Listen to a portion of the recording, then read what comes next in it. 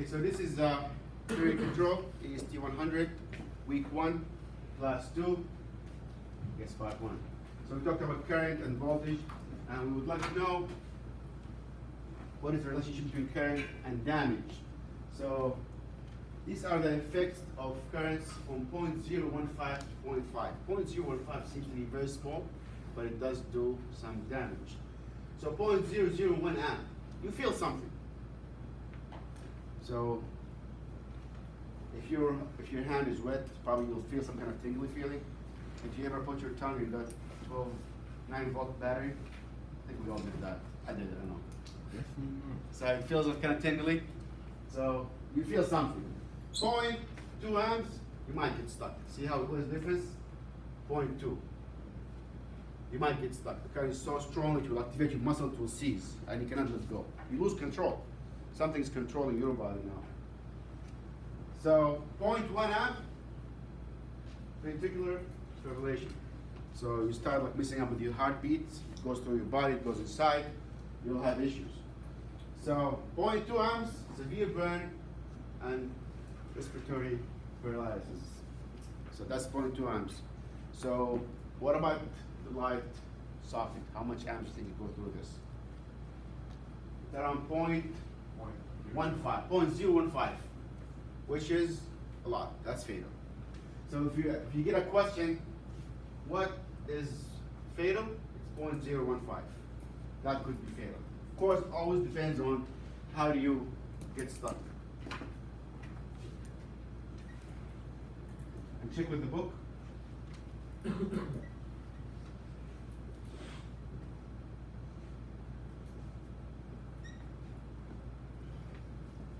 So let's give you some appreciation for voltage and amps. And does anybody vape here? Vape? Yeah, so vape, they always tell you about vape, it can blow on your face, and the battery, and amps, and sub-ohm vaping, all this kind of nonsense. It's basically all Ohm's law. But the battery has a lot of amps. It has the potential of explosion. It has around like 0.15 amps, so it's very, very dangerous. And the fact that you're having it close to your face is also another issue. So if you do vape, make sure you get the tool from somebody who's reputable, because they actually do have experience with it. It might melt in your hand, it might explode. A few years ago, when they used to have those big phones with the big batteries, phones used to, sometimes you charge them and they catch on fire by not having the right amperage going through it. And we say, let's throw this piece of information out there. If you have a wire with current going through it, what happened to the wire? Two things. Give me one of them. It heats up. It starts generating heat. So whenever you run current through a medium, it's going to heat it up. Second thing is magnetism. Whenever you have a wire with current going through it, there's a small little magnet going through it, around it. We'll talk about that again in more details, because this is the principle of motors. And this is how we use a voltmeter detector. What are we detecting? We're not detecting wire. How are we detecting the current? It's the magnet that's going around it naturally. Okay, any questions about that? So, fatal. 0.015 is fatal. It's going to be a question in the quiz. 0.15 or less. So 0.5 amperes current through 60 watt light bulb. So 0.5 is very huge for a 60 watt light bulb, which is the average light bulb current in a house. So that is fatal. Okay? We got that, so 0.15, and we are drawing almost 0.5 amps by 60 watt light bulb. That's something you should pay attention to. Yeah, you could die. And what is, probably we all get zapped at some point, but if you believe in angels, probably they saved you. It depends on how it goes through your body. So if you touch the light socket with your left finger and it goes, and your left foot was on the ground, what did you do? You conduct it through your hand all the way to your heart, your foot, and boom, your heart got like in the way. Left and right hand is also another issue. So in how you use your body as a conductor, that could dictate whether you get injured or not. And again, there are people who survive lightning, so it depends. And there are some people who slept in the bathtub and died, so don't take chances though, anything could happen. Voltage. So being hit by high voltage is being zapped because you feel this big portion of electricity going through your body. You can be thrown off the ladder. This is how strong it is. The voltage can throw you off the ladder.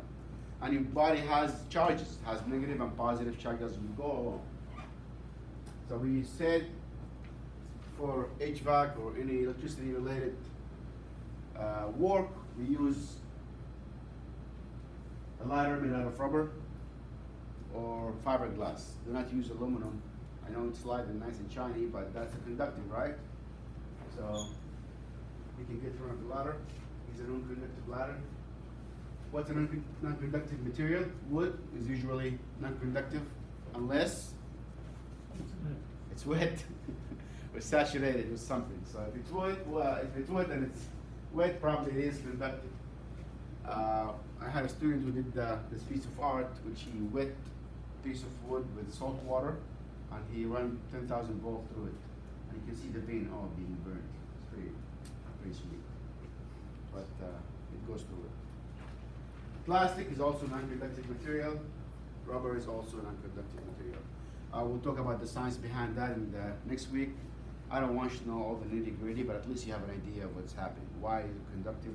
Why is it non-conductive? All right, we're good. We're good. Questions? Go ahead.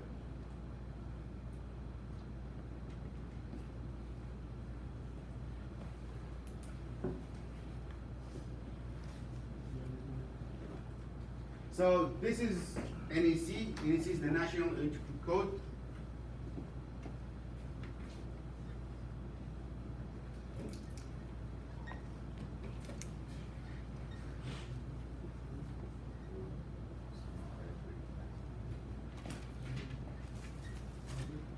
So they set the standards for the size of the wire you use, safety equipment, procedure, and it's national, so it's nationwide. All states have to abide to these codes. What about state code? Is it higher or lower? What do you think, Ben? Higher. Higher. You cannot have lower code than the federal. So, Quick question. yeah. Yeah. Is it okay to take a snapshot? Yeah, go ahead. Right as fast as forward. Yeah, go ahead. Go ahead. And it's also, the whole thing is available in Blackboard, just so you know. But and I'll try to go slower. So this is the National Electrical Code. This is a link to the code. You can go click on it and read it. There are some stuff that pertain us. We'll talk about it. Basically, we think we need the safety procedures, and we need also to know what size wire do we use. Again, we said national code is very standard. It goes everywhere. State is higher. The town cannot go lower than the state. Can get only higher. So you can have higher code, but not lower. This is the minimum you should follow. And who's gonna look at your codes? Electrician and the insurance company. If they come to insure your house, they want to make sure that the person who did the wiring is licensed. His license is on the line. The person who installed your oil burner is licensed, and that's gonna be you. You'll be licensed by May, hopefully, if you pass the test, and you can go and install an oil burner. If you get your license, probably you can go and get a job installing oil burners. Probably they put you as an apprentice for a couple of months, then you move on. For refrigeration, you will be an apprentice for a year, then you can go and test for your license. And that's when the big money comes, when you have your license. And you want to keep it, right? Yeah. What was the one you just said, there was an apprenticeship or? For the oil burner, oil burner technician, you get your license and become an apprentice. Okay. Generally speaking, nobody will hire you right off the bat and put you in a truck. And if anybody tells you that, just tell them I'm walking away. Because you should always, learning is one thing, and practicing is something else. I mean, I've seen people who put people as an apprentice for 3 months, so you can observe the job.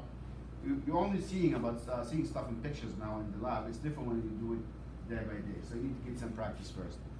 So if anybody try to overwhelm you and say, hey, we need you to be in the truck in 2 weeks, like, you're not doing it right. I'm sorry.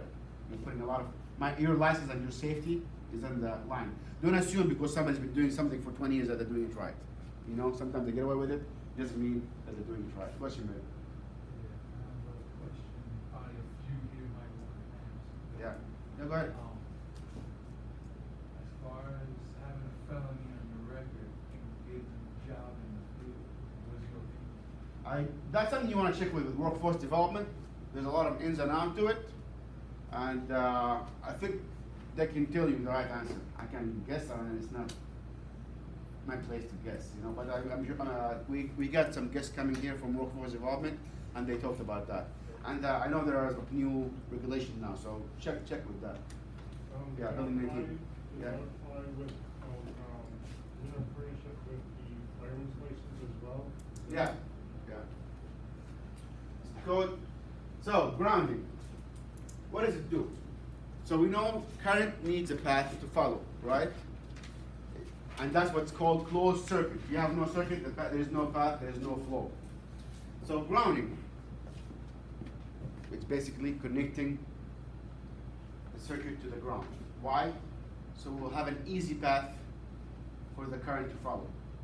The earth is a big conductor.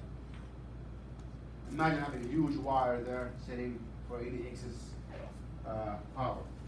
So what does it do? It lets the current flow back through the ground instead of through a person. So why do we need grounding? If we look at this prong here, which everybody just cut, the reason for that is if any wiring inside the receptacle goes loose, I'll use one of these. So this is a household receptacle. It's made out of metal, right? You wonder why don't they make it in plastic? They want to make it conductive. Why?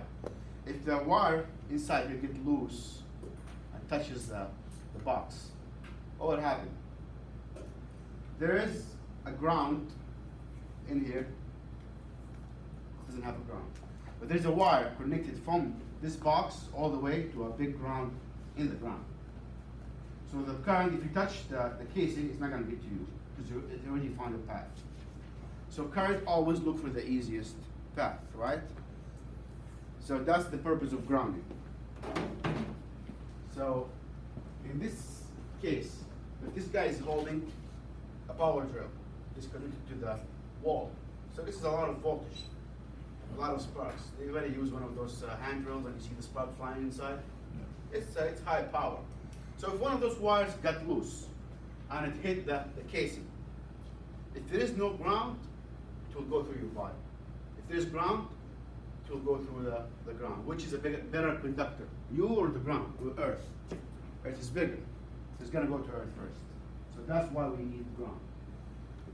So if you look here, it's a grounded object or surface, or your shoes. So you're going to become part of the circuit if you touch the drill with a loose wire.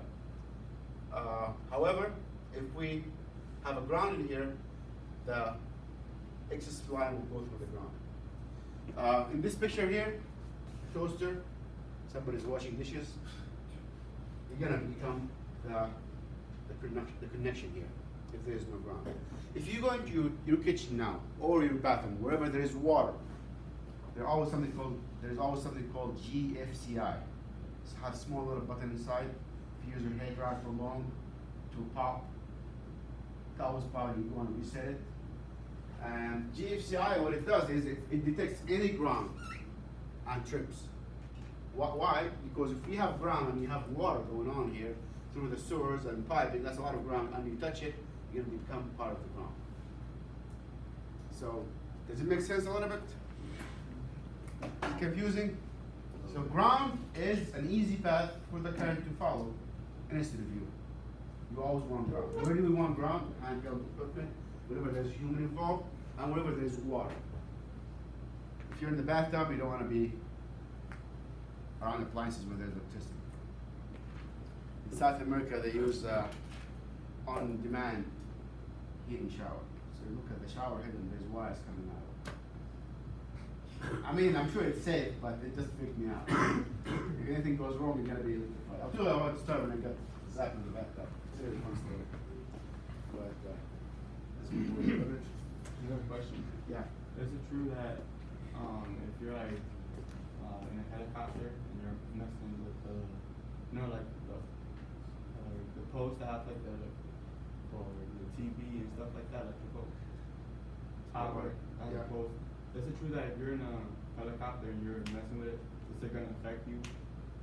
I'm not really sure it depends on the situation. Because it's not even like supposedly you're not in the ground. Yeah. So In theory, it should, but I wouldn't try it. You know, in theory, it should because you're not part of anything else. That's why birds can stand on bare wires, and that's why in the movies they always show you somebody who put like their jacket on, they jump and they slide over the power line. I don't think I will try that, but it's a lot of voltage. So again, this is the ground. Again, we are thinking about the path where the electricity goes through. So this guy has his knee. Probably he's working with insulated shoes, but if you have your knee is exposed. And again, what are you made of? Flesh and blood, electrolytes. You are very conductive. You touch something that's exposed, probably going to go through your heart and to the ground. And again, the ground is a bigger conductor, and probably you'll have some heart issues. Okay. So this is what the ground looked like. It's actually in the ground. It's a big, metallic, copper rod stuck in the ground. And this is the wires coming from the house. So what color is the ground line? Let's remember that.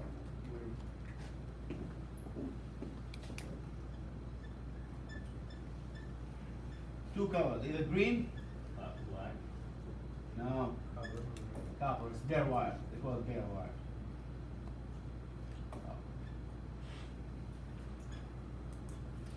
So either bare wire or green. That's the standard. What is black?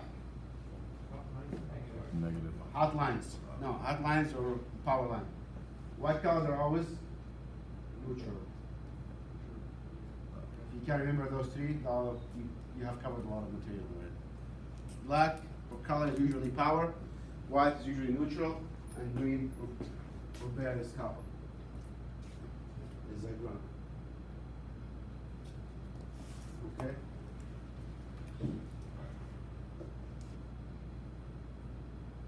So grounding equipment.